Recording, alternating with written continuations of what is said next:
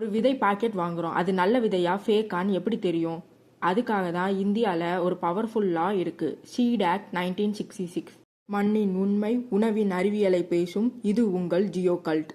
சட்டம் ஏன் வந்துச்சுன்னு தெரியுமா? முன்னாடி விவசாயிகள் கிட்ட லோ குவாலிட்டி சீட், ஃபேக் சீட்ஸை விற்க ஆரம்பிச்சாங்க. அதனால கிராப் ஃபெயிலியர்ஸ் நடந்துச்சு. அதனால தான் கவர்மெண்ட் இந்த லா கொண்டு வந்தாங்க. இந்த ஆக்ட் நல்ல குவாலிட்டி சீட்ஸை மட்டும் மார்க்கெட்டில் விற்க அனுமதி கொடுக்கும். சீட் ஜெர்மினேஷன் பர்சன்டேஜை செக் பண்ணும், சீட் பியூரிட்டி லெவலை செக் பண்ணும், கவர்மெண்ட் சர்டிஃபிகேஷன் சிஸ்டம் படி இருக்குதான்னு பார்த்துக்கும். இதுக்காக தான் கவர்மெண்ட் சென்ட்ரல் சீட் கமிட்டியை உருவாக்குனாங்க. விதைகள் கம்பெனி விதைகளை விற்க proper labeling, germination percentage, purity level, IOT number, testing date இதெல்லாம் இருக்கான்னு செக் பண்ண சீட் இன்ஸ்பெக்டர் இருக்காங்க. குவாலிட்டி இல்லாத சீடை விற்றா ஃபைன், கேஸ், சில சமயம் ஜப்தி கூட நடக்கும். மாடர்ன் அக்ரிகல்ச்சருக்கு சீட் ரெகுலேஷன் அப்கிரேட் கொடுக்குற விதமாக ஒரு சீட் பில் கொண்டு வர திட்டமிட்டிருக்காங்க. இதில் புது சீட் வெரைட்டிஸ்க்கு ரெஜிஸ்ட்ரேஷன் கம்பல்சரி, சீட் பாக்கெட்டுக்கு QR கோட் ட்ரேசிங் சிஸ்டம், போலி விதைகளுக்கு கடும் நடவடிக்கை.